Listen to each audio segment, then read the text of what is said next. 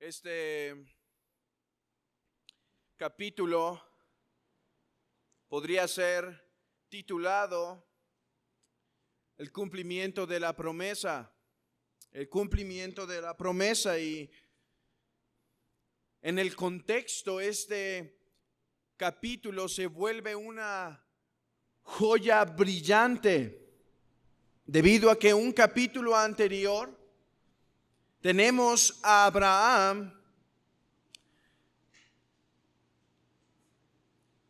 dando a su esposa, la portadora del hijo de la promesa, a un rey por causa del miedo, por causa de la autoprotección, por causa del egoísmo, por causa de la incredulidad en la promesa de Dios. Pero en Génesis 21 tenemos la realidad, tenemos la exposición del cumplimiento de tan esperada promesa. Este texto es uno que enfatiza el poder, la sabiduría, la gloria de Dios, la fidelidad de Dios en el nacimiento de Isaac. En primer lugar, vean el versículo 1. Visitó Jehová a Sara como había dicho, e hizo Jehová con Sara como había hablado. Las palabras de este versículo comienzan enfatizando que lo que Dios ha dicho se ha cumplido. Que lo que Dios declaró no quedó sin cumplimiento, sino que llegó a su plena realización. Se enfatiza en el versículo 1, como había hablado, como lo había decretado. Hermanos, qué importante es traer esto a nuestras mentes cuando en el día del Señor nos vamos a exponer ante su santa palabra. Qué importante es recordar que su palabra siempre se cumple, que su palabra siempre llega a su realización. Qué importante es recordar que Dios no es hombre para que mienta, ni hijo de hombre para que se arrepienta. Y cuán importante fue esto en la misma vida de Abraham para esperar la promesa. Y ahora que Abraham tiene al niño en sus manos, esta es la manifestación más clara de la fidelidad de Dios a sus propias palabras. Dios ha obrado en esta promesa, no en primer lugar por la fidelidad de Abraham. Dios ha obrado al dar este hijo en primer lugar por causa de quién es Dios, de que Él es fiel, aunque nosotros seamos infieles. Pero además, no solo el texto enfatiza la fidelidad de Dios a su palabra, sino que enfatiza la sabiduría de Dios al responder en el momento adecuado. Vean el versículo 2. Y Sara concibió y dio a Abraham un hijo en su vejez, en el tiempo que Dios lo había dicho. Para Sara y para Abraham pudo haber sido un mejor tiempo 10 años antes, 17 años antes, 13 años antes. Sin embargo, este era el tiempo preciso que el Señor había instituido para el cumplimiento de su promesa. Hermanos, Dios no solo es fiel para cumplir, sino que cuando se cumple su palabra siempre es el mejor momento. ¿Cuántas veces nosotros como cristianos no esperamos algo del Señor y no lo da en el tiempo que esperamos? Sin embargo, debemos recordar, hermanos, que si Dios no contesta en el momento que deseamos, no es porque le falte poder al Todopoderoso, sino porque el Todopoderoso es sabio y siempre obra para su gloria y para el bien de su pueblo. Esto era beneficioso para su plan redentor. Ahora, vemos en el nacimiento de Isaac un nacimiento que produce gozo. Este nacimiento revela la fidelidad de Dios. Este nacimiento revela la sabiduría de Dios en el tiempo correcto que Dios había determinado se cumpliera. Pero este nacimiento este nacimiento produce gozo. Tenemos que Sara dice que ella se ha reído y que después de ellas cualquiera que oye su historia se reirá con ella. Ahora, esta palabra por reír es una palabra un tanto ambigua, ya que puede referirse a un burlarse, a un reírse desagradable, pero puede significar también un reírse de gozo, un reírse de alegría. Ahora, Sara anteriormente se había reído debido a su incredulidad. ¿Recuerdan, hermanos? ¿Recuerdan que cuando Dios dice que Sara iba a concebir y ella escucha, ella se ríe y Dios dice: llamarás su nombre Isaac porque te has reído? Y ella lo niega, ella se ríe en ese contexto por incredulidad. ¿Recuerdan que Sara escucha la promesa y se ríe por incredulidad? Ahora, Sara ya no necesita fe en cuanto al nacimiento de su hijo. Su hijo está en sus manos. Este reírse pudiera llevar cierta connotación de nerviosismo combinado con vergüenza por haber dudado de la mano de Dios, pero ciertamente va acompañado de alegría, hermanos. Claro que Sara y cualquiera que escuche la fidelidad de Dios en el nacimiento de Isaac se alegrará en saber que Dios responde, que Dios es fiel a su palabra, que Dios escucha, que Dios es sabio. Isaac era el hijo de la promesa, pero además este nacimiento es un nacimiento milagroso. Estaba fuera de cualquier posibilidad. No fue un nacimiento ordinario, ya que una mujer de la edad de Sara, ella misma declara que no es común, que no es lo normal, que a su edad pudiera concebir en su vientre. Oh, pero Dios en su poder bendice el vientre de Sara para que ésta pueda concebir. Es un nacimiento milagroso. Y es un nacimiento, por último, dentro del pacto. Hermanos, este no solo es una demostración de poder de parte de Dios, no solo es una revelación de su sabiduría y fidelidad fuera de un contexto de pacto. Este nacimiento es un nacimiento dentro del pacto. Capítulos anteriores, cuando se da la promesa de Isaac a Abraham, Dios habla que este hijo sería el cumplimiento de la promesa, que a través de este hijo se cumplirían los propósitos redentores de Dios. Es glorioso, ¿no, hermanos? Es glorioso ver la fidelidad, la sabiduría, el poder en el nacimiento milagroso, el gozo que produjo este nacimiento y el pacto en el cual se da, el cumplimiento del pacto. Y hemos titulado el capítulo 21 de Génesis el cumplimiento de la promesa. Pero no lo hemos titulado el cumplimiento de la promesa por el simple hecho de que Isaac nació milagrosamente. Hemos titulado este capítulo 21 el cumplimiento de la promesa porque este nacimiento solo era una sombra, solo era una anticipación de un nacimiento mucho mejor.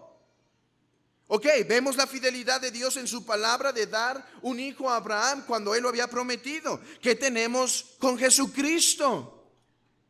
El cumplimiento de los oráculos de Dios, el cumplimiento de la profecía. Y Cristo no es solo el cumplimiento de una de la revelación de Abraham, de las promesas que fueron dadas a Abraham. Cristo es el cumplimiento de todo el antiguo pacto. Toda palabra dada en el antiguo pacto en Cristo es cumplida. Es por eso que dice en Mateo 5:17: no he venido a abrogar la ley y los profetas, soy su cumplimiento. Isaac era el cumplimiento de la promesa dada a Abraham. Cristo es el cumplimiento de todo el antiguo pacto. Toda sombra, todo tipo, todo oficio, todo lugar, toda persona, Cristo es su cumplimiento.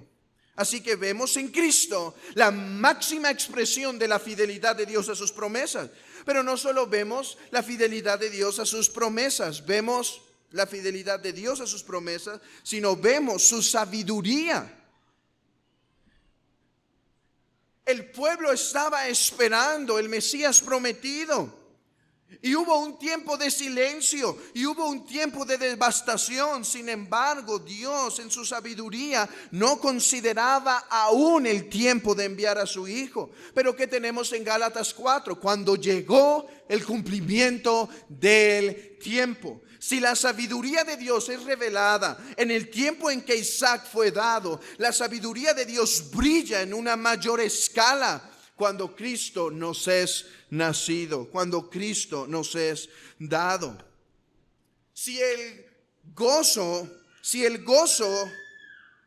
se produjo por el nacimiento de Isaac, ¿cuánto más gozo no hay por el nacimiento de Cristo? Es verdad, Sara tuvo gozo combinado con ciertos sentimientos de incredulidad y quizá vergüenza, pero el nacimiento de Cristo solo produce gozo a su pueblo, solo produce alegría a su pueblo.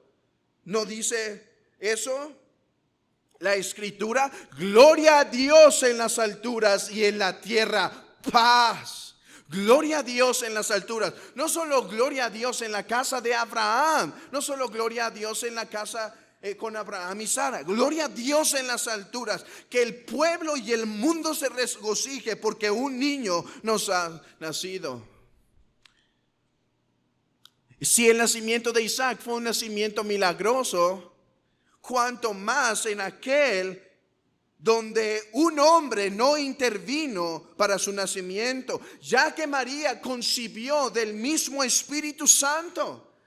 Hermanos, Isaac solo era una pequeña sombra de algo mejor, de algo muchísimo mejor. El milagro en Sara está que su edad no es probable que pueda concebir de su esposo, pero Sara conoció a su esposo. Sin embargo, María no conoce y se engendra en su vientre por el Santo Espíritu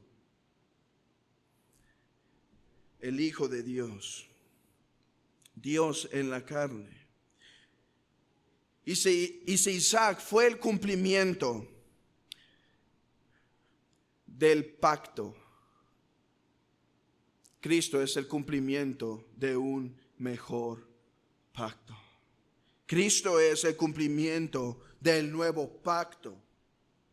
Y aunque nace bajo Moisés, bajo la ley de Moisés, y cumple todos los requisitos, Cristo inaugura diciendo a sus discípulos: esta es la sangre, esta es la copa. Pues en mi sangre se inaugura el nuevo pacto. Isaac es el cumplimiento del pacto. Cristo es el inaugurador de un mejor y nuevo pacto. Hermanos,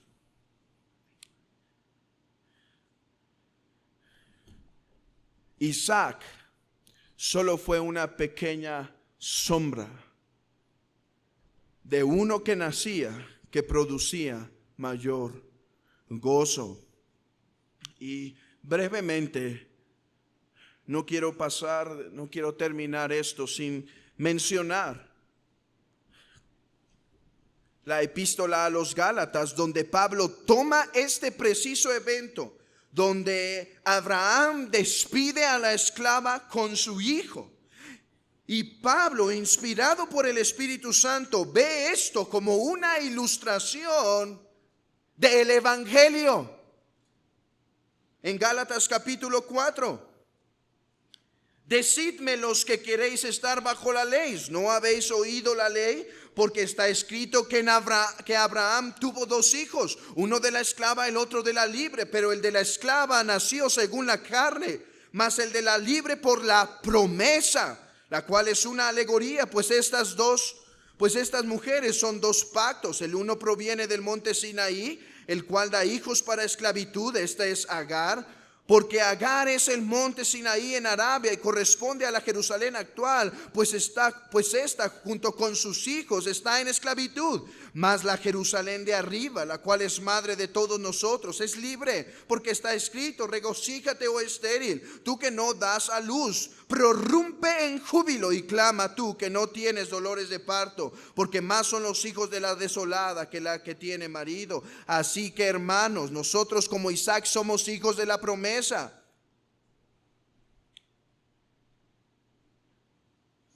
El Espíritu Santo dirige al apóstol Pablo para ver este evento como una enseñanza para la iglesia de Cristo. No vamos a discutir aquí la ética de Sara y Abraham en haber expulsado a Agar, los celos y la envidia y malos sentimientos de Sara contra Agar, sino solo vamos a exponer el propósito de lo que Pablo escribe, la intención.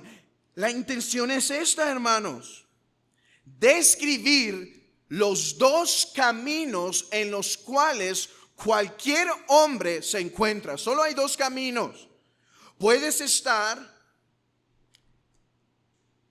en el camino de Ismael, uno que nace por el esfuerzo de la carne, uno que nace por el esfuerzo del hombre, uno que trata de ganar su salvación según sus obras. Pero según Pablo, Ismael, que nació por la carne, es hijo de la esclava. ¿Y sabes qué pasó con el hijo de la esclava? No permaneció en la casa. El hijo permanece, pero el esclavo no permanece en la casa. Hablando de que aquellos que caminan en el esfuerzo de la carne para ganar su salvación no están sino en esclavitud y serán echados fuera de la Jerusalén de arriba. Quizá en ese tiempo ellos estaban en la Jerusalén actual. Dice, ok, estos de la Jerusalén no pertenecen a la Jerusalén de arriba, es la Jerusalén en su carne. Y el otro único camino es aquellos que están en el ejemplo de Isaac. ¿Quiénes son esos? Aquellos que nacen sobrenaturalmente en virtud de la promesa de Dios. No aquellos que ganan su salvación y tratan de hacer su religión según el puro esfuerzo del hombre, sino aquellos que nacen sobrenaturalmente del Espíritu, aquellos que confían sobrenaturalmente en las promesas de Dios. Así que al ver este ejemplo, al ver este texto, Pablo anima a exhortar a los Gálatas: examínate en qué lugar estás, porque si tú eres hijo según Ismael, estás fuera de la ciudad celestial. Pero si tú eres hijo según Isaac, eres hijo de la promesa y tu ciudadanía está en los cielos. Hermanos, preparemos entonces nuestros corazones. Preparemos nuestros corazones para adorar al Señor por la salvación que hemos tenido en virtud del cumplimiento de la promesa en la persona de Cristo.